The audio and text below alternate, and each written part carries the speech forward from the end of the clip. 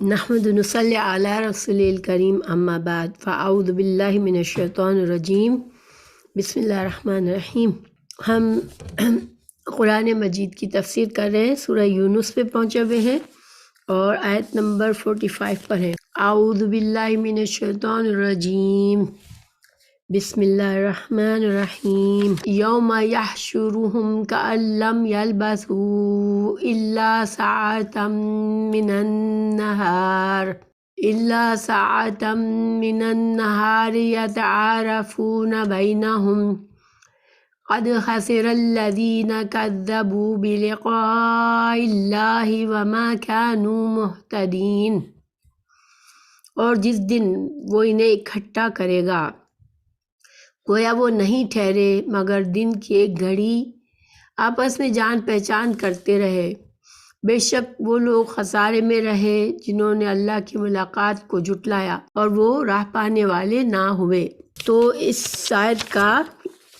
پیچھے سے ہم تعلق دیکھتے ہیں سورہ یونس میں۔ جیسے کہ ہم جانتے ہیں کہ سورہ یونس مکی سورہ ہے اور اس میں اللہ سبحانہ تعالیٰ نے مکہ کے جو قریش تھے، جو انکاری تھے، آپ صلی اللہ علیہ وسلم کے دین کے سخت مخالف تھے، ان سے مجادلہ کیا ہے، ان کو واضح نصیحت بھی فرمائی ہے، لیکن ان کو بہت سے ایسے دلائل ان کو دے کر ان کو لاجواب بھی کیا گیا ہے اور ان کو ایک طرح سے ان کی گمراہی کا پوری طرح سے احساس دلایا گیا ہے کہ یہ جس راستے پر جا رہے ہیں وہ حق کا راستہ نہیں ہے۔ سورہ یونس کی آیت نمبر 39 میں اللہ تعالیٰ نے فرمایا کہ ان مشرکین نے، ان جھٹلانے والوں نے قرآن کا علمی طور پر احاطہ بھی نہیں کیا اور اس کو اللہ کی طرف سے نازل ہونے والی ہدایت کی کتاب ماننے سے انکار کر دیا۔ یعنی کہ اللہ سبحانہ تعالیٰ نے ہمیں یہ بتایا کہ یہ نہیں تھا کہ وہ دین کے پیغام کو انہوں نے سنا، سمجھا، غور و فکر کیا اور پھر اس کے باوجود ان کی عقلوں نے، ان کے دلوں نے ان سے کہا کہ نہیں یہ جھوٹ ہے۔ نہیں، اس حد تک موقع ہی نہیں دیا انہوں نے بات کو سن کر فوراً ہی رد کر دی اور علم اپنے جو اللہ سبحانہ تعالیٰ نے انسان کو آنکھیں، کان، دل دیا ہے، جس سے انسان کی بصیرت ہے، انسان کے اندر ایک بصیرت ہے جس کی وجہ سے وہ دوسری مخلوق سے برتر ہے کہ اس کو اللہ نے سمجھ، غور و فکر دی ہے، سمجھ کر بات کو سمجھنے، حق کو پہچاننے کی توفیق دی ہے، حق کو پہچاننے کی صلاحیت دی ہے اس کو، انسان کو۔ تو ان ساری جو اللہ سبحانہ تعالیٰ کی دی ہوئی صلاحیتیں ہیں، ان سے کوئی فائدہ اٹھا کر وہ اگر قرآن کو سمجھتے، سیکھتے، اس کے بعد اگر وہ انکار کرتے تو کوئی بات بھی ہوتی، لیکن انکار کر دیا فوراً سے، اور صرف اس لیے انکار کیا کہ قرآن کی دعوت ان کے آباء و اجداد سے ان کو جو دین ملا ہوا تھا اس سے یہ عقائد ٹکرا رہے تھے اور وہ اپنے جو آبائی طریقے کو چھوڑنا نہیں چاہتے تھے، اسی میں ان کو اپنے دنیا کے فائدے نظر آتے تھے۔ تو اللہ سبحانہ تعالیٰ نے اب اس آیت میں اللہ سبحانہ تعالیٰ بتا رہے ہیں کہ جن لوگوں نے قرآن کو موقع ہی نہیں دیا، قرآن کے ان کو سمجھا ہی نہیں اور انکار کر دیا اور اپنی زندگی کا جو بھی وقت تھا وہ انہوں نے کھیل تماشوں میں اور غفلت میں ضائع کر دیا، تو اس دن ان کا کیا حال ہوگا؟ قیامت کے دن، جس دن قیامت قائم ہوگی، اس دن ان کا کیا حال ہوگا کہ ان کو ایسا محسوس ہوگا کہ وہ دنیا کی زندگی تو ان کو ایسی لگے گی کہ بس ایک ساتھ کا مطلب ہوتا ہے وقت کا چھوٹا سا مدت، ایک گھڑی جیسے ایک پل۔ تو ان کو ایسا لگے گا کہ ہم تو بہت ہی تھوڑا سا وقت دنیا میں ہم نے گزارا اور ابھی تو ہم جو تھے، اور من النہار یعنی کہ دن کا تھوڑا سا وقت گزارا۔ تو نہار اس لیے کہا گیا کہ رات کے وقت تو انسان ویسے بھی غفلت میں سو جاتا ہے، لیکن دن کو وہ جاگ رہا ہوتا ہے، اس کے تمام فیکلٹیز، تمام صلاحیتیں اس کے ساتھ ہوتی ہے، اس کو حق اور باطل کی پہچان دن کی روشنی کی طرح اس کے سامنے واضح ہوتی ہے۔ ان کو ایسا لگا کہ دن کے تھوڑے سے لمحے تو ہم نے گزارے دنیا میں، اور اس دوران تو ہم نے صرف ابھی ہم ایک دوسرے کی پہچان ہی کر رہے تھے، ایک دوسرے سے تعارف ہی کر رہے تھے کہ قیامت قائم ہو گئی۔ تو یہ ایسا کیوں کہیں گے؟ کیوں ان کو زندگی، دنیا کی زندگی اس وقت بہت تھوڑی سی لگے گی؟ تو اس مضمون پر بہت سی آیات آئی ہیں قرآن میں، اور پہلی بات تو یہی ہے کہ قیامت کا دن ہی اتنا لمبا ہوگا کہ دنیا کی زندگی اس کے سامنے بہت ہی مختصر محسوس ہوگی۔ 50,000 سال کا دن، اور وہ بھی جو مجرموں کے لیے اتنے مشکل دن ہوگا، ان کا عذاب، ان کا برا انجام ان کو سامنے نظر آ رہا ہوگا۔ تو جب ایسی حالت ہوگی تو وہ بوکھلا جائیں گے، اور ان کو ایسا لگے گا کہ کیا ہو گیا، ہماری دنیا کی مہلت تو انف نہیں تھی۔ اور اس کی یہ سوچنے کی وجوہات بھی ہے کہ ایک تو وجہ یہ ہے کہ وہ یہ ثابت کرنا چاہ رہے ہوں گے کہ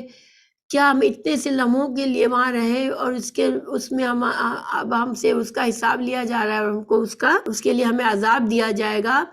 تو ہمیں تو حجت تمام ہمارے ساتھ کی ہی نہیں گئی، ہمیں اتنا تو مہلت دی نہیں گئی کہ ہم اپنے آپ کو کچھ ثابت کر سکتے، ہم اپنے ایمان لے آتے، ہم کچھ اچھے کام کر لیتے، ہمیں تو اتنی مہلت دنیا میں ملی ہی نہیں۔ سورہ روم کی آیت نمبر 55 میں ہے، ترجمہ ہے، اور جس دن قیامت آئے گی تو مجرم قسمیں کھا کر کہیں گے کہ وہ گھڑی بھر ہی ٹھہرے، اس طرح دنیا میں وہ بہکے ہوئے ہی رہے۔ اور جن لوگوں کو علم اور ایمان نصیب ہے وہ جواب دیں گے کہ تم اللہ کی کتاب کے مطابق قیامت تک ٹھہرے رہے ہو، اس لیے یہ دوبارہ اٹھنے کا دن ہے، لیکن تم تو اسے حق نہیں جانتے تھے۔ اس دن وہ قسمیں کھائیں گے، یہ مجرم اس دن قسمیں کھائیں گے، واقعی میں ہمیں اتنا موقع ہی نہیں دیا گیا تھا، ہمارے لیے تو حجت تمام ہوئی ہی نہیں، اور اب ہمارے سامنے یہ عذاب رکھ دیا گیا۔ تو گویا کہ دنیا میں جس طرح انہوں نے علم سے محروم رہے، دنیا میں جس طرح جہالت میں اپنی زندگی کو انہوں نے گنوا دیا، اور آخرت میں بھی یہ اسی طرح بہکی باتیں کریں گے جو علم پر مبنی نہیں ہوگی۔ لیکن مومن جو ہوں گے، چونکہ انہوں نے دنیا میں ایمان لائے ہوں گے، انہوں نے قرآن اور حدیث سے قیامت کے بارے میں پڑھا ہوگا، تو وہ کہیں گے کہ اللہ سبحانہ تعالیٰ نے دنیا میں تم پر انبیاء بھیج کر تم پر حجت تمام کی تھی، اور تم کو اس قیامت کے بارے میں بتایا گیا تھا، جو اللہ تعالیٰ نے لوح محفوظ میں تمہاری مہلت لکھ کر رکھی تھی،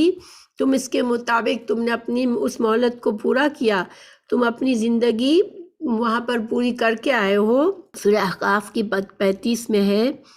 کہ جب عذاب اور جہنم دیکھ لیں گے تب انہیں ایسا معلوم ہوگا کہ انہوں نے دنیا میں دن کے کچھ حصہ ہی گزارا ہے۔ قرآن میں بہت سے مواقع پر یہ سبجیکٹ آیا ہے۔ سورہ مومنون 112 113 میں ہے کہ ہم ایک سے پہر یا 2 پہر وہاں رہے ہیں، یعنی کہ یہ مجرمین جو ہے وہ وہاں پر ایک دوسرے سے اس طرح سے بات کریں گے۔ یتعارفون کے 2 ترجمے کیے، ایک تو یہ کہ وہ مجرمین کہیں گے کہ دنیا میں تو ہم اتنا وقت تھا ہمیں کہ خاص ہم ایک دوسرے سے کی پہچان ہی کرنے میں ہمارا وقت نکل گیا، اور دوسرا اس کا مطلب یہ کہ قیامت کے دن جو کہ اتنا لمبا دن ہوگا، اس میں یہ مختلف موقعوں پر یہ مجرمین ایک دوسرے سے اس طرح سے بات کریں گے،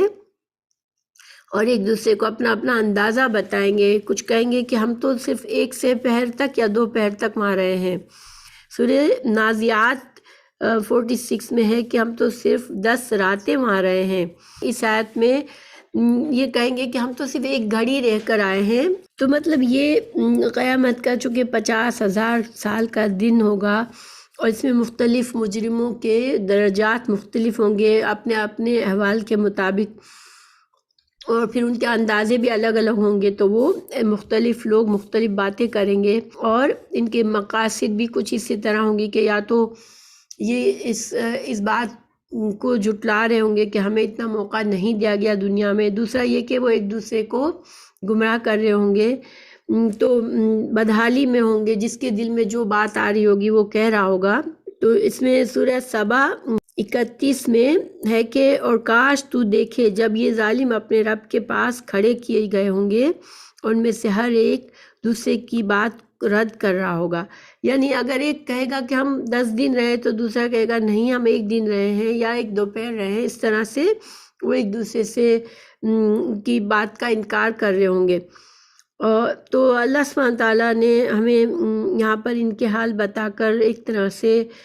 ان لوگوں کے لیے بھی ایک وارننگ ہے، ایک مزید ڈراوا ہے کہ تم اس وقت کو ضائع مت کرو، جو دنیا کا وقت ہے تمہارا، اس کو ضائع مت کرو، ورنہ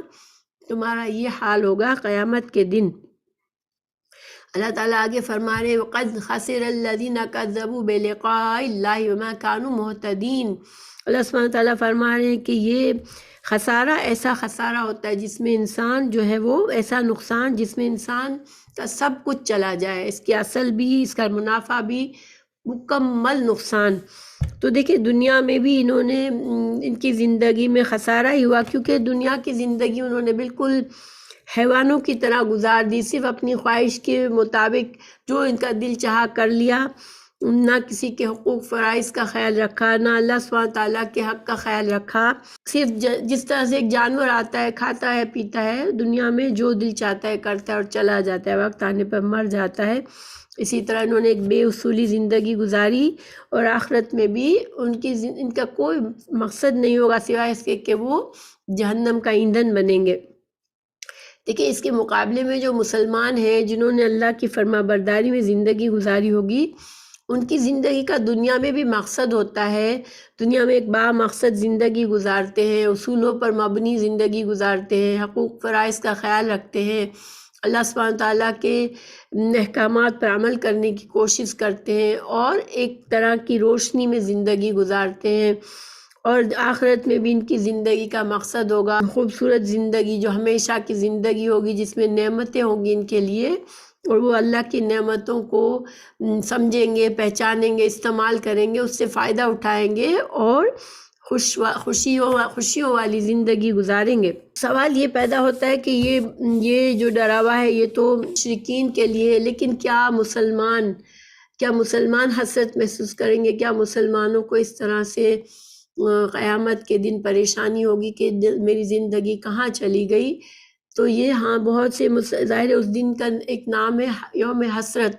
کہ قیامت کے دن ہر انسان جب اپنے اعمال نامے دیکھے گا تو اس کو حسرت ہوگی کہ میرا کتنا وقت کس چیز میں ضائع ہو گیا، اور میں اس وقت میں کتنا کچھ کما سکتا تھا اور کتنے کچھ فائدے حاصل کر سکتا تھا۔ تو ہم سب کے لیے یہ ضروری ہے کہ ہم اس دنیا میں وقت کی قدر کریں، اس دنیا میں جو ہماری مہلت ہے، ہماری زندگی ہے، اس کو فضول چیزوں میں ضائع نہ کریں۔ دیکھیں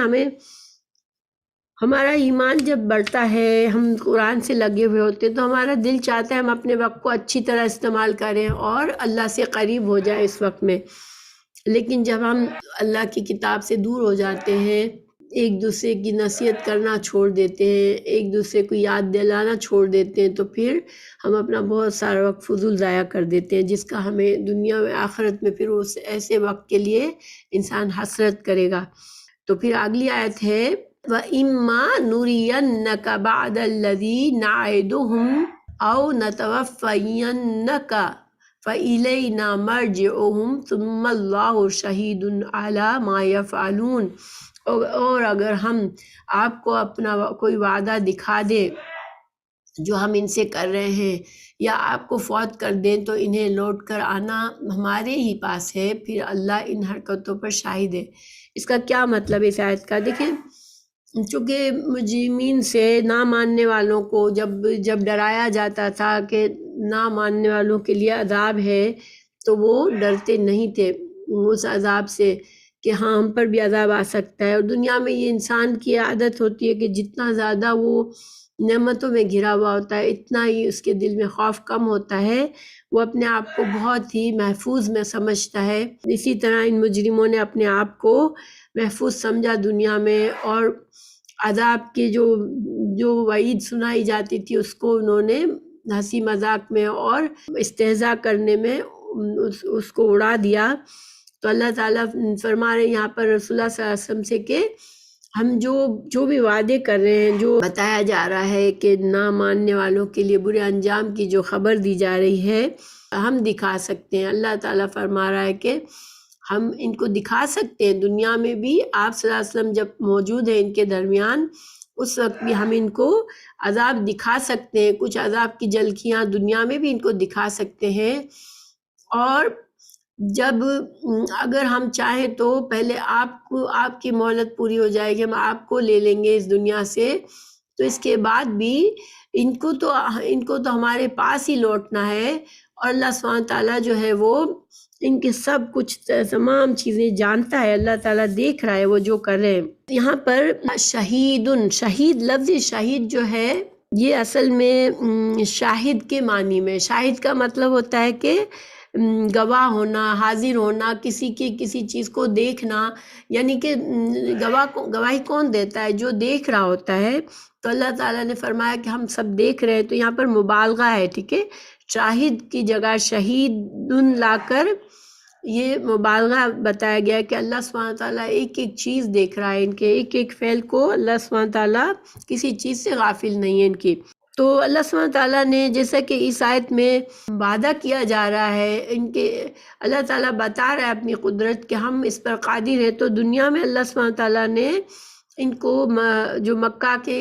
مشرکین تھے ان کو اللہ سبحانہ تعالیٰ نے کچھ ایسے ان پر جو بھی برا وقت آیا، ان برے وقت سے ان کو دنیا میں بھی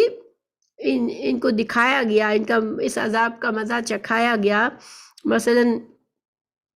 اہل مکہ پر قحط سالی ہوئی، قحط آیا تھا، اور بھوک سے ان کا یہ حال ہو گیا تھا کہ وہ ہڈیوں کو بھی چبا کر کھا جاتے تھے، اور خوف ان پر طاری ہو گیا تھا، بھوک اور خوف ان پر مسلط کر دیا اللہ سبحانہ تعالیٰ نے۔ سورہ نحل 112 میں اس کا ذکر ہے۔ تو اس قحط کی وجہ سے ان کی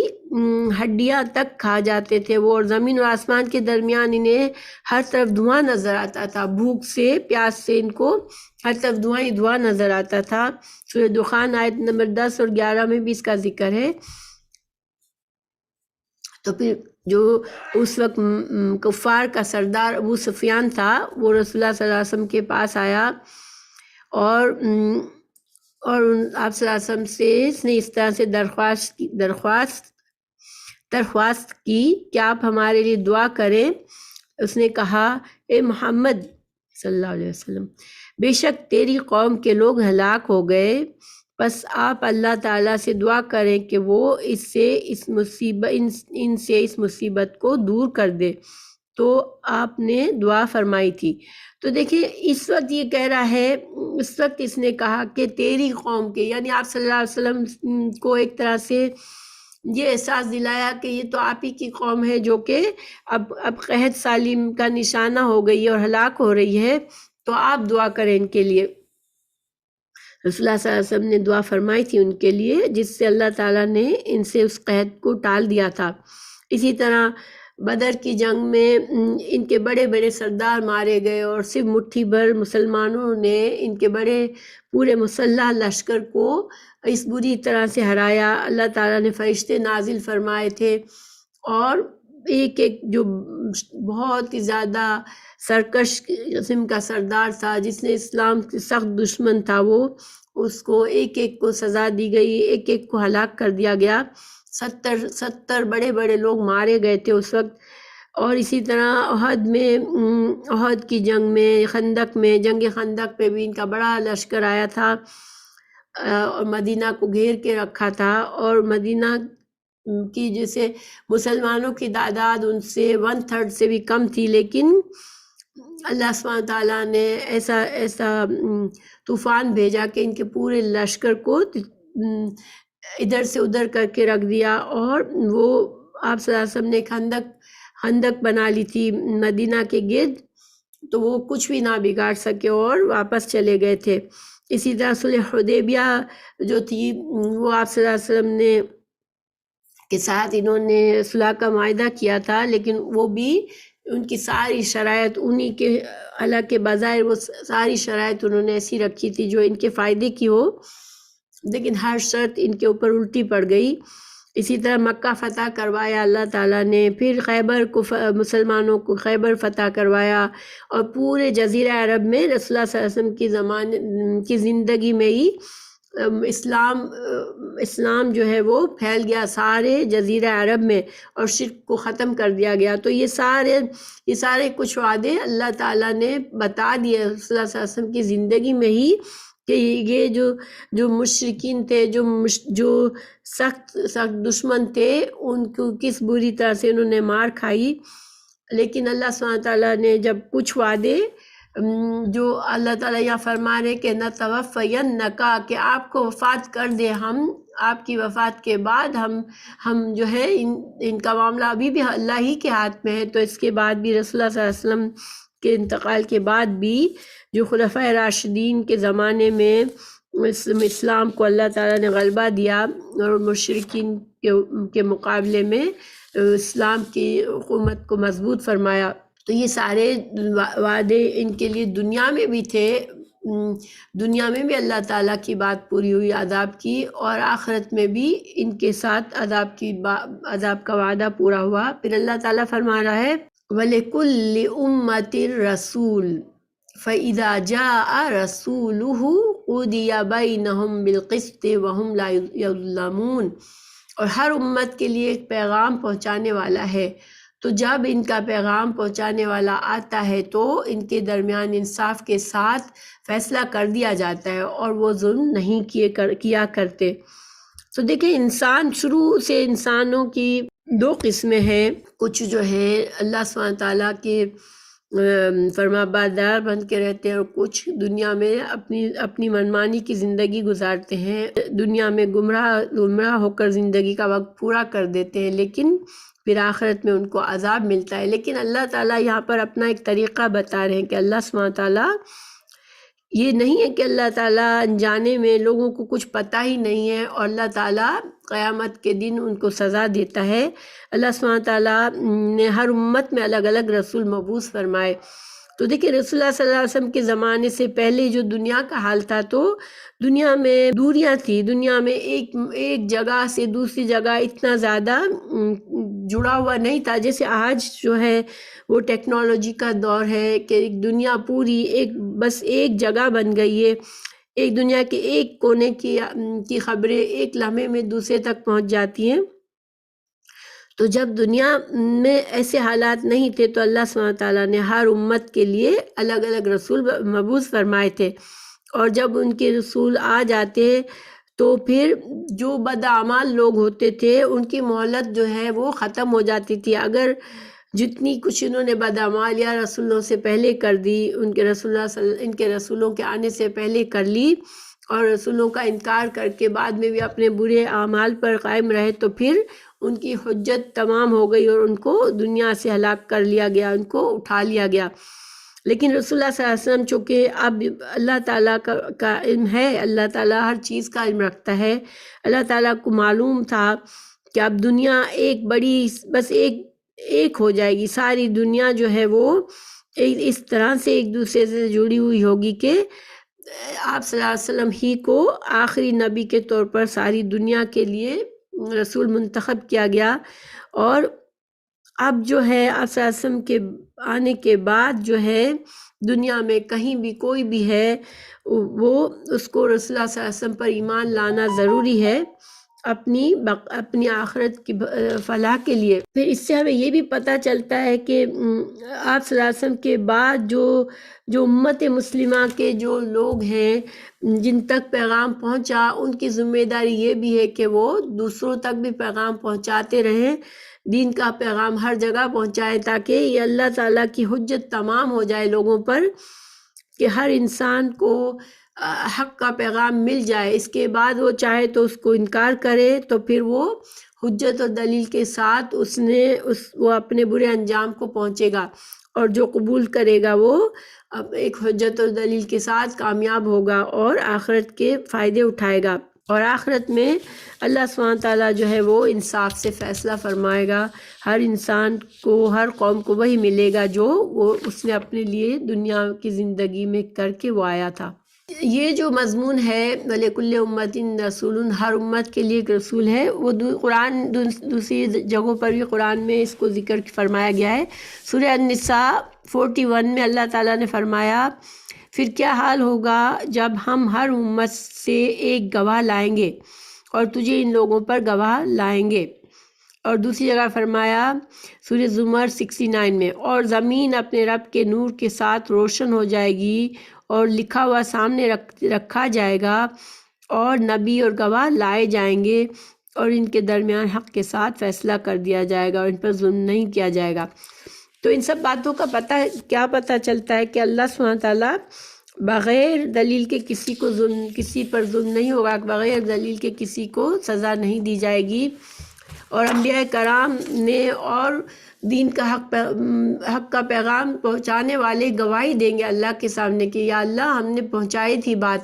اللہ تیرا پیغام ہم نے پہنچا دیا تھا مگر انہوں نے انکار کیا تھا، اور پھر جب ان پر حجت تمام ہو جائے گی اس کے بعد ان کو سزا دی جائے گی۔ پھر اللہ تعالیٰ فرما رہے ہیں وَيَقُولُونَ مَتَى هَذَا الْوَعْدُ إِن كُنتُمْ صَادِقِينَ، وہ کہتے ہیں کہ اگر تم سچے ہو تو یہ وعدہ کب پورا ہوگا۔ تو دیکھیں جب سارے دلائل سامنے آ جاتے ہیں اس کے بعد بھی جس کو نہیں ماننا ہے تو پھر وہ سامنے والے کا منہ بند کرانے کے لیے کیا کہتا ہے کہ اچھا تو بتاؤ پھر قیامت کب آئے گی، اچھا تو بتاؤ اگر عذاب آنا ہے تو کب عذاب آئے گا، تو یہ جو عذاب کا وعدہ ہے اس کو ہمیں بتاؤ کہ کب آئے گا۔ تو دیکھیں یہ جو طریقہ ہے یہ کہنا، یہ صرف ایک نہ ماننے کا ایک طریقہ ہے، ایک ڈٹائی ہے کہ انسان کو ظاہری بات ہے کہ جب قیامت آ جائے گی، جب اللہ عذاب کا وعدہ پورا ہو جائے گا تو پھر انسان کیا کرے گا۔ جو لوگ نہیں مانتے آج، تو اب عذاب تو سامنے آ گیا تو اس کے بعد پھر تو مہلت ان کی ختم ہو چکی ہوگی، اس وقت عذاب سامنے ہوگا تو پھر ان کو اس وعدہ پورا ہونے کا اور اس عذاب آنے سے وہ اپنے آپ کو کیسے بچا سکیں گے۔ اصل تو مقصد یہ ہے کہ انسان کو جب حق کا پیغام دیا جائے تو وہ اس کے لیے تیاری کرے، آج اس کو مان لے اور اس کے مطابق اپنی زندگی گزارے اور اللہ سبحانہ تعالیٰ کی رضامندی کما لے، یہ وہی لوگ کامیاب ہوں گے۔ لیکن جو صرف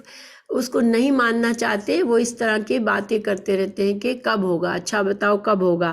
تو یہ تو صرف سامنے والے کا منہ بند کرنے کے لیے ایک ایسا سوال ہے جس کا کوئی جواب اگر دیتا بھی ہے کہ آج ہے، آج عذاب آ جاتا ہے، تب بھی کوئی فائدہ نہیں ہے ان کو، کیونکہ جب ان کی مہلت پوری ہو چکی ہوگی۔ تو دنیا میں بھی انسان یہ سمجھ سکتا ہے کہ اس سے پتہ ہے کہ میرا امتحان ہونے والا ہے، امتحان کا پرچہ مجھے دینا ہے اور مجھے اس کے مطابق میری کامیابی اور ناکامیابی ہوگی، تو اس کو صرف اس سے غرض نہیں ہونی چاہیے کہ کس دن امتحان ہوگا، اس کو اپنی تیاری پہلے ہی سے جو لوگ مکمل کرتے ہیں وہی کامیاب ہوتے ہیں۔ جس دن امتحان آ جاتا ہے اس دن اگر انسان تیاری کرنے کے لیے جاتا ہے دنیا میں بھی، تب بھی کامیابی نہیں ہوتی۔ ان کے اس بے مقصد سے بیکار سے سوال جس کا کوئی فائدہ نہیں ہے، اس کے جواب میں اللہ تعالیٰ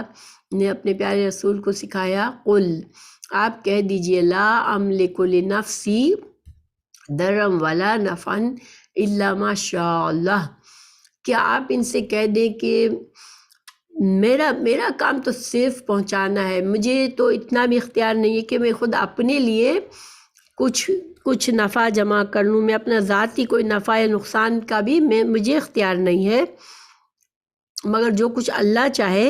لِكُلِّ أُمَّةٍ أَجَلٌ إِذَا جَاءَ أَجَلُهُمْ فَلَا يَسْتَأْخِرُونَ سَاعَةً وَلَا يَسْتَقْدِمُونَ۔ اور یہ جو تم مجھے پوچھتے ہو کہ کب آئے گی قیامت، تو سن لو ہر قوم کا ایک وقت مقرر ہے، اور جب ان کا مقرر وقت آ جائے گا تو گھڑی بھر کے لیے بھی پھر آگے پیچھے اور دیر اور جلدی نہیں ہوگی، پھر تو تمہارے لیے پھر کوئی مہلت نہیں ہوگی کہ اب تم اچھا اب ہم کو یقین آ گیا، اب تھوڑا سا عذاب ہمیں دور کر کے ہمیں تھوڑی اور مہلت دے دیں، ایسے تو کچھ ہونا نہیں ہے۔ تو جب وقت مقرر ہے اس وقت تو عذاب آ ہی جائے گا۔ گویا کہ یہاں پر آپ صلی اللہ علیہ وسلم سے یہ کہا گیا کہ عذاب کا لانا آپ صلی اللہ علیہ وسلم کے ہاتھ میں نہیں ہے، آپ کا کام صرف پہنچانا ہے۔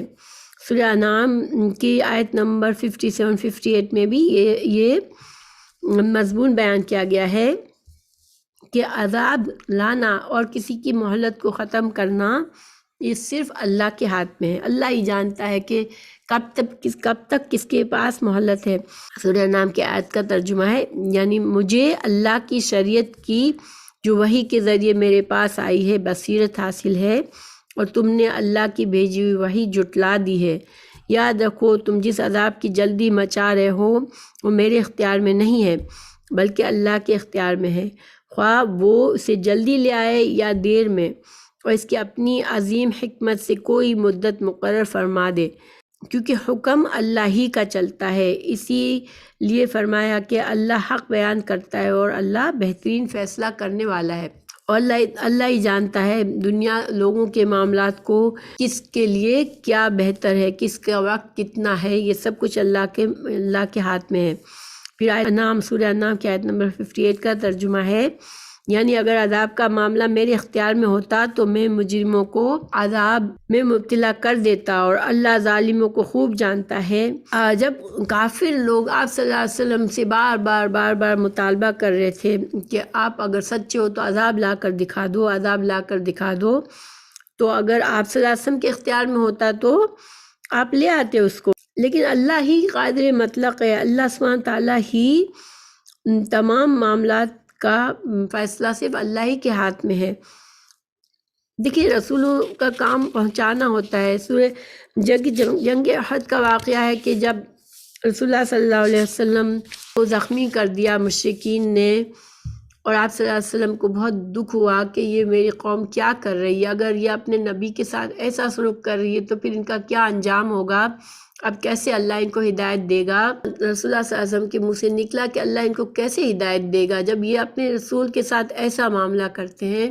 اللہ تعالیٰ نے فوراً آیت نازل فرمائی کہ یہ ہدایت دینا اور نہ دینا یہ آپ کے اختیار کا کام نہیں ہے،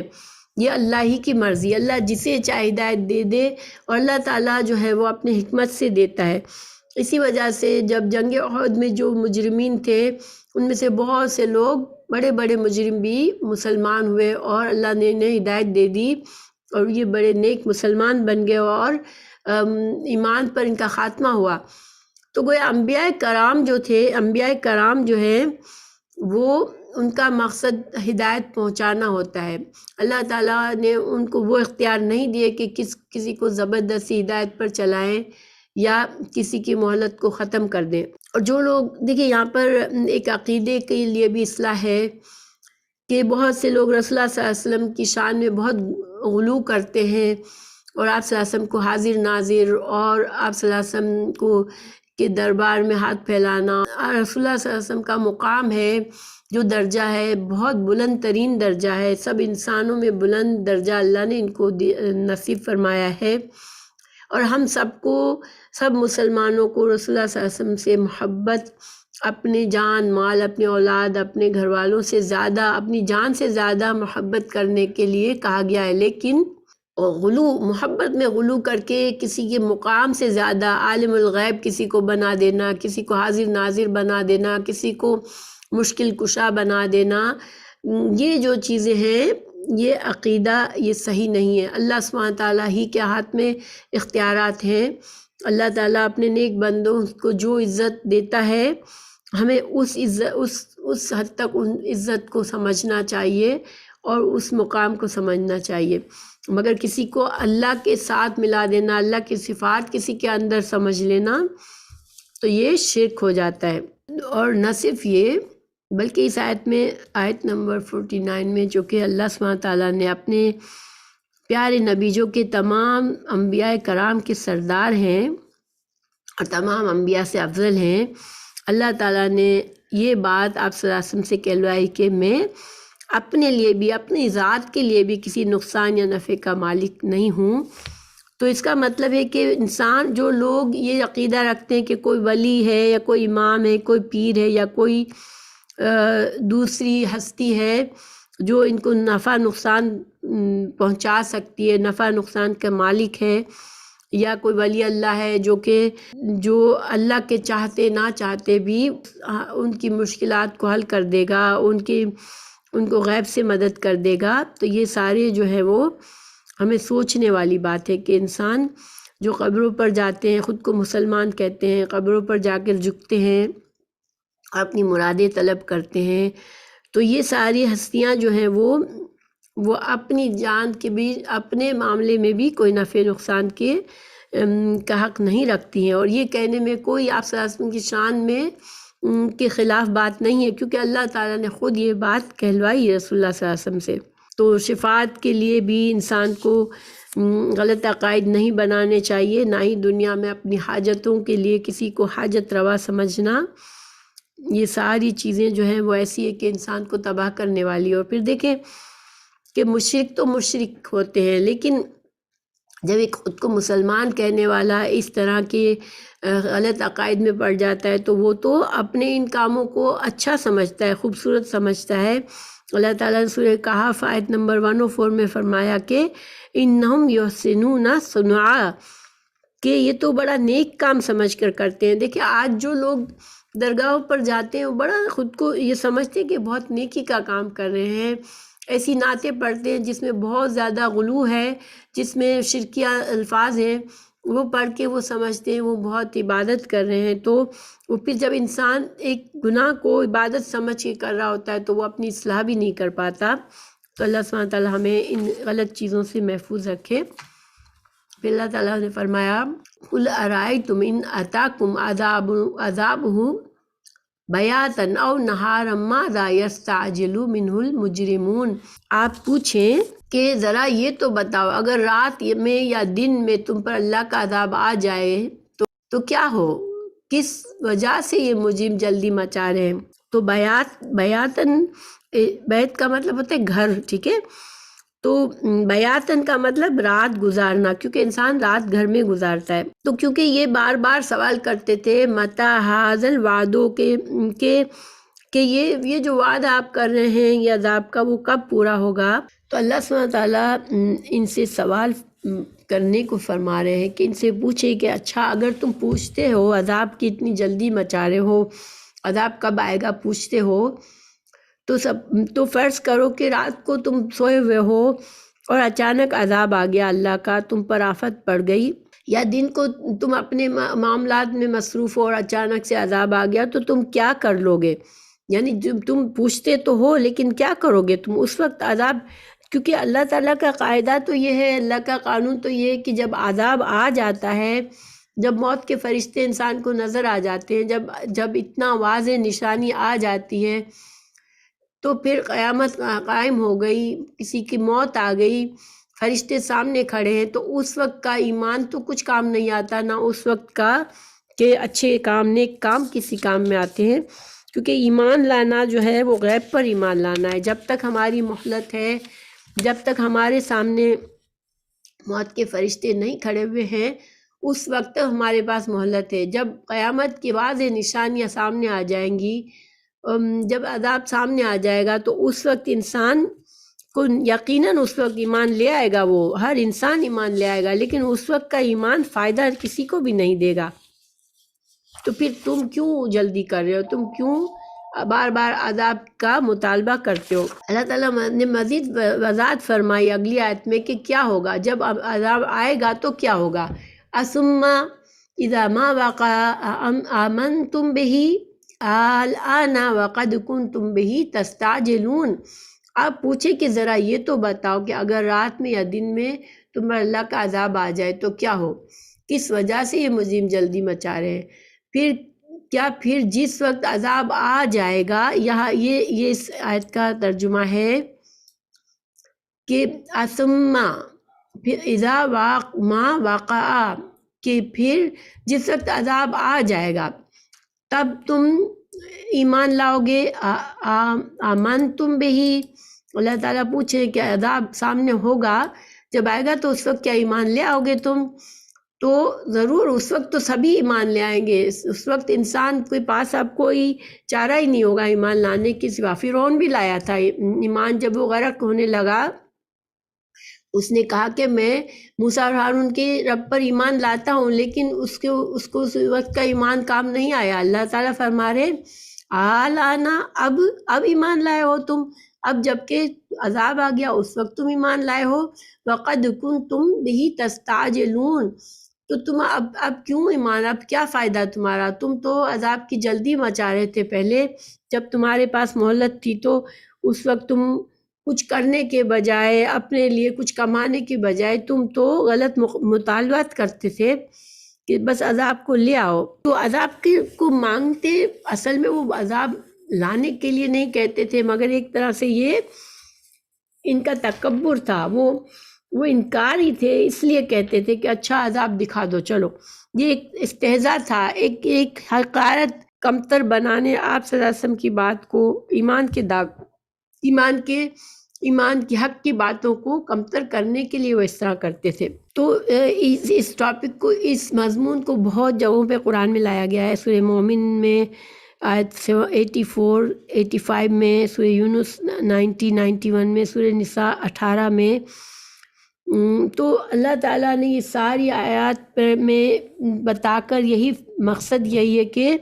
ایمان ابھی لاؤ، تم ابھی ایمان لانا تم کو فائدہ دے گا جب تمہاری مہلت پوری نہیں ہوئی ہے. لیکن جب عذاب آئے گا تو تمہاری مہلت پوری ہو جائے گی اور تمہیں کوئی فائدہ نہیں ہوگا. اللہ تعالیٰ نے سورہ نساء آیت نمبر 18 میں فرمایا، ترجمہ پڑھ رہی ہوں، ان کی توبہ نہیں ہے جو برائیاں کرتے چلے جائیں یہاں تک کہ جب ان میں سے کسی کے پاس موت آ جائے تو کہہ دے کہ میں نے توبہ کی، ان کی توبہ بھی قبول نہیں. جب مرتے وقت انسان کہتا ہے میری فرشتے سامنے کھڑے اب کہے میں نے توبہ کی، تو وہ توبہ قبول نہیں ہوگی. جو کفر پر ہی مر جائے یہی لوگ ہیں جن کے لیے ہم نے المناک عذاب تیار کر رکھا ہے. اسی طرح کا سبجیکٹ اور یہی مضمون اور جگہوں پر بھی ہے، مگر خلاصہ یہی ہے کہ بس ابھی مہلت پوری ہونے سے پہلے انسان سنبھل جائے اور کچھ کر لے تو اس کو فائدہ ہے بس، ورنہ صرف عذاب جب آئے گا تو صرف عذاب کو بھگتنے کے سوا کوئی اور ندامت اور محرومی اور دکھ اور تکلیف کے سوا اور کوئی فائدہ نہیں ہے. پھر اللہ تعالیٰ نے فرمایا ثم قیل للذین ظلموا ذوقوا عذاب الخلد هل تجزون الا بما کنتم تکسبون. پھر ظالموں سے کہا جائے گا کہ دائمی عذاب چکھتے رہو، تمہیں تمہاری کمائیوں ہی کا بدلہ ملا ہے. جب ان پر صحیح معنوں میں عذاب واقع ہو جائے گا تو پھر ان کو مزید ڈانٹا جائے گا. ایک ذلیل کرنے کا انداز ہے. دیکھیں جب انسان بہت دکھ میں آ جاتا ہے، بہت ایک مصیبت، ایک آفت آ گئی، اتنی بڑی آفت آ گئی، اس وقت ان کو کوئی ہمدردی دینے والا نہیں ہوگا، بلکہ ان کو ایک طرح سے ڈانٹا جائے گا. تم نے ہی اپنے لیے یہی کمائی کی ہے، تو اب یہ تمہاری کمائی کا نتیجہ ہے، اور تمہارے لیے آج جو ہے وہ کوئی فائدہ نہیں ہے. آج تم کو بس تمہارے پاس اب اس عذاب کو برداشت کرنے کے سوا تمہارے لیے اب کوئی چارہ نہیں ہے. پھر اللہ سبحانہ تعالیٰ نے فرمایا وَيَسْتَنبِئُونَكَ أَحَقٌّ هُوَ، یہ آپ سے قرید کر رہے ہیں کہ کیا یہ سچی بات ہے. وہ آپ صلی اللہ علیہ وسلم سے پوچھتے تھے اچھا یہ سچی بات ہے، یہ حق بات ہے. قل، آپ صلی اللہ علیہ وسلم اللہ تعالیٰ نے فرمایا قل، آپ کہہ دیجئے ای جو ہے یہ قسم کی طرح ہے، قسم کا لفظ ہے کہ ہاں قسم ہے، قسم سے اللہ کی قسم. وَرَبِّی، قل آپ کہہ دیجئے ای، ہاں، وَرَبِّی، میرے رب کی قسم. آپ صلی اللہ علیہ وسلم سے فرما دیا گیا کہ آپ اللہ کی، اپنے رب کی قسم کھا کر کہہ دیں اِنَّهُ لَحَقٌّ، البتہ یہ حق ہے، یہ قسم ہے، یہ سچی بات ہے. وَمَا أَنْتُمْ بِمُعْجِزِينَ، اور تم جو ہو اللہ کو ہرا نہیں سکتے. تم جو ہو کسی طرح سے یہ نہیں کہ تم پر جب عذاب آئے گا تو تم کہیں سے بھاگ جاؤ گے، اللہ سبحانہ تعالیٰ کو عاجز کر دو گے. تو یہاں پر اس آیت میں ایک طرح سے بہت تاکید کے ساتھ اللہ سبحانہ تعالیٰ نے ان کو یقین دلایا گیا ہے، ان کو قیامت کے حق ہونے کا. کیونکہ جو شک بھی ان کو اگر کچھ تھا، اگر کچھ شک کی وجہ سے بھی پوچھتے تھے تو پھر ان کے لیے اللہ تعالیٰ نے آپ صلی اللہ علیہ وسلم کو قسم کے ساتھ جواب دینے کے لیے کہا. ای و ربی، ایک تو قسم کی تاکید ہے، پھر انہو لحق، اننا بھی ایک تاکید ہے اور لام تاکید ہے. تو اس کو بہت سخت تاکید کے ساتھ کہا گیا کہ ہاں یہ حق ہے، یہ سچ ہے، یہ ہونے والا ہے. اور قرآن میں دوسری جگہ بھی یہ اس طرح سے قسم کھا کے جو آخرت کے منکرین ہیں ان کو یقین دلایا گیا ہے قیامت کے لیے. سورہ سبا آیت نمبر 3 میں اللہ تعالیٰ نے فرمایا وَقَالَ الَّذِينَ كَفَرُوا لَا تَأْتِينَا السَّاعَةُ قُلْ بَلَىٰ وَرَبِّي لَتَأْتِيَنَّكُمْ، جب کافروں نے کہا کہ قیامت نہیں قائم ہوگی تو اللہ تعالیٰ نے فرمایا آپ فرما دیں کہ کیوں نہیں، میرے رب کی قسم ضرور آئے گی وہ۔ اور اسی طرح سورۃ تغابن آیت نمبر 7 میں زعم الذین کفروا ان لن یبعثوا قل بلی وربی لتبعثن، کہ یہ کہتے ہیں کہ کافر یہ گمان کرتے ہیں کہ قیامت نہیں آئے گی، ہم کو دوبارہ اٹھایا نہیں جائے گا، تو آپ قسم کھا کے کہہ دیں کہ ضرور اللہ کی قسم تم اٹھائے جاؤ گے دوبارہ، اور تم معجزین نہیں ہو، تم جو ہو اللہ کے عذاب سے کہیں بھاگ نہیں جاؤ گے، تم بھاگ نہیں سکو گے کہیں بھی۔ وَلَوْ أَنَّ لِكُلِّ نَفْسٍ ظَلَمَتْ مَا فِي الْأَرْضِ لَافْتَدَتْ بِهِ وَأَسَرُّوا النَّدَامَةَ لَمَّا رَأَوُا الْعَذَابَ وَقُضِيَ بَيْنَهُم بِالْقِسْطِ وَهُمْ لَا يُظْلَمُونَ۔ اگر ہر ظالم کے پاس روئے زمین کی دولت ہو تو وہ سب اپنی جان چھڑانے کے لیے دے دے، اور جب وہ عذاب دیکھ لیں گے تو دل میں پشیمان ہوں گے، اور ان میں انصاف سے فیصلہ کر دیا جائے گا اور ان پر ظلم نہیں کیا جائے گا۔ تو قیامت کے دن جو مجرم ہوں گے وہ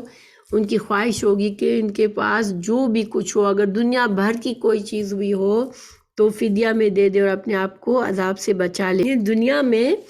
بہت کم کے لیے انسان، تھوڑے سے فائدے کے لیے انسان حق کو جھٹلاتا ہے، لیکن آخرت میں اگر اس کے پاس زمین بھر سونا بھی ہوگا اور اس کو یہ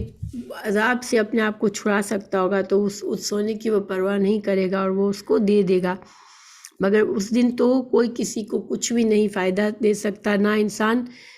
خالی ہاتھ ہوگا، اس کے پاس کچھ ہوگا ہی نہیں۔ وہ اس وقت ان کا یہ حالت ہوگی کہ وہ پشیمان ہوں گے، شرمسار ہوں گے، ان کو ندامت ہو رہی ہوگی اپنے آج جو دنیا میں جو تکبر کر رہے ہیں وہ اس دن بہت نادم ہوں گے، اور ان کے ساتھ حق و انصاف کے ساتھ ان کے ساتھ اللہ فیصلہ کرے گا، کسی کے پر ظلم نہیں ہوگا اس دن، جس نے جو کچھ کمایا ہوگا اسی کا اس کو بدلہ دیا جائے گا۔ تو ان کو ندامت ہونے کی وجہ میں ایک وجہ یہ بھی ہے کہ جس عذاب کے بارے میں وہ مذاق اڑاتے تھے دنیا میں، تو وہ اچانک سے وہ عذاب ان کے سامنے آ گیا ہوگا، جب ان کی مہلت پوری ہوگی تو ان کی حالت ہوگی کہ وہ شرم بھی محسوس کر رہے ہوں گے، ندامت بھی محسوس کر رہے ہوں گے، اور عذاب کی سختی سے گھبراہٹ اور ڈر بھی محسوس کر رہے ہوں گے، اور ان کا ضمیر بھی کوس رہا ہوگا کہ تم نے کیا کر دیا، تم نے کیوں اس مہلت کا فائدہ نہیں اٹھایا۔ دیکھیے دنیا میں بھی انسان جب رنگے ہاتھوں پکڑا جاتا ہے تو سب سے بڑی جو اس کو شرمندگی ہوتی ہے، سب جن لوگوں کے سامنے اس نے تن کر اپنے جھوٹ کو سچا کہا ہوتا ہے، اب ان کے سامنے وہ سب کے سامنے جھوٹا ثابت ہو جاتا ہے تو اس کے پاس ندامت اور شرمندگی کے سوا کچھ نہیں رہ جاتا۔ اور اس کا یہ معنی، اس آیت کا ایک اور معنی یہ بھی لیا گیا کہ جب عذاب ان کے سامنے ہوگا تو وہ اس وقت اپنے ندامت کا اظہار بھی کریں گے کہ کاش ہم نے یہ کیا کر دیا، ہم ہی ظالم تھے، ہم نے یہ اپنے آپ پر ظلم کر دیا۔ اور اللہ سبحانہ تعالیٰ نے آخر میں یہاں فرمایا کہ وَهُمْ لَا يُظْلَمُونَ، تو ان کے اوپر جو بھی ان کا جو بدلہ ہوگا، ان کو جو عذاب اور سزا ملے گی، وہ ان کا حق کے ساتھ، انصاف کے ساتھ دیا جائے گا، کسی کے ساتھ کوئی ظلم نہیں کرے گا اللہ تعالیٰ۔ پھر اگلی آیت میں ہے أَلَا إِنَّ لِلَّهِ مَا فِي السَّمَاوَاتِ وَالْأَرْضِ أَلَا إِنَّ وَعْدَ اللَّهِ حَقٌّ وَلَكِنَّ أَكْثَرَهُمْ لَا يَعْلَمُونَ هُوَ يُحْيِي وَيُمِيتُ وَإِلَيْهِ تُرْجَعُونَ۔ دیکھو جو کچھ آسمان و زمین میں ہے سب اللہ ہی کا ہے، کان کھول کر سن لو، اللہ کا وعدہ سچا ہے، لیکن اکثر لوگ علم سے کورے ہوتے ہیں۔ وہی زندگی بخشتا ہے اور وہی موت دیتا ہے، اور اسی کے پاس تم سب کو لوٹ کر جانا ہے۔ تو یہاں پر الا جو ہوتا ہے وہ حرف تنبیہ ہے، ٹھیک ہے، خبردار کیا جا رہا ہے، ایک بار پھر سے سب کچھ بتانے کے بعد پھر سے خبردار کیا جا رہا ہے کہ سن لو کہ دنیا، آسمان اور زمین کا ہر چیز کا مالک اللہ ہے، کیونکہ پیچھے یہ بتایا گیا کہ اس وقت جو مجرم ہوں گے وہ ان کی خواہش ہوگی کہ کاش دنیا بھر کا سونا بھی ہمارے پاس ہو تو ہم دے دیں، تو اللہ سبحانہ تعالیٰ ہی کا ہے سب کچھ، اس دن بھی وہ فدیہ کہاں سے لائیں گے؟ دنیا میں بھی ہر چیز اللہ ہی کی ہے، اللہ ہی نے ان کو جو کچھ دیا ہے وہ اللہ ہی کا دیا ہوا ہے، اور آخرت میں ان کے پاس کچھ بھی نہیں ہوگا۔ اور پھر اللہ سبحانہ تعالیٰ کا یہ وعدہ حق ہے، دوبارہ سے تنبیہ کی گئی کہ ابھی بھی مان لاؤ، ابھی بھی سمجھ جاؤ، ابھی بھی ایمان لے آؤ، کیونکہ اللہ کا یہ وعدہ سچ ہے، یہ حق ہے۔ لیکن اکثر لوگ علم ہی نہیں حاصل کرتے۔ اور دنیا میں دیکھیں یہی چیز ہے کہ علم، سچا علم، قرآن اور حدیث کا علم انسان کو اس آخرت کی مصیبت اور عذاب سے بچا سکے گا، لیکن اکثر لوگ جو ہے وہ اس علم سے محروم خود کو رکھتے ہیں۔ جو مسلمان ہیں وہ بھی ہر کوئی، جتنا زیادہ ہم قرآن سے علم قریب رہیں گے، قرآن اور حدیث سے علم حاصل کریں گے، اتنا زیادہ ہمارا ایمان پختہ ہوگا اور اتنا ہی زیادہ ہمیں یقین ہوگا آخرت کے انجام کا، اتنا ہی زیادہ ہم آخرت کی تیاری کریں گے۔ لیکن اگر ہم لائن میں رہ کر زندگی گزار دیں گے تو پھر ہمارا یہ مہلت، ہماری دنیا کی مہلت ختم ہو جائے گی اور ہم اپنے لا علمی میں، غفلت میں زندگی گزار دیں گے۔ تو پھر اللہ سبحانہ تعالیٰ نے اپنی قوت کا اظہار فرمایا کہ زندگی بھی اللہ ہی بخشتا ہے، اور وہی تم کو موت بھی دے گا، اور اسی کے پاس تم کو لوٹنا ہے۔ اور بس یہ چیز ہمیں دھیان رکھنے کی، ہر انسان کو اگر یہ بات یاد رہے کہ ایک دن مجھے اللہ کے پاس لوٹنا ہے، تو پھر وہ اس دن کی تیاری کرے گا۔ لیکن یہ یقین جتنا کم ہوگا اتنا زیادہ انسان اپنا وقت ضائع کرے گا غفلت میں، لا علمی میں، جہالت میں۔ تو اللہ سبحانہ تعالیٰ ہم سب کو ہدایت دے کہ اس دنیا کی مہلت کو ہم ضائع نہ کریں اور دین کا علم حاصل کریں، اور پھر اس علم کی روشنی میں ہم اپنی زندگی کو گزاریں اور اللہ کی رضا کو حاصل کرنے کی کوشش کریں۔ آمین۔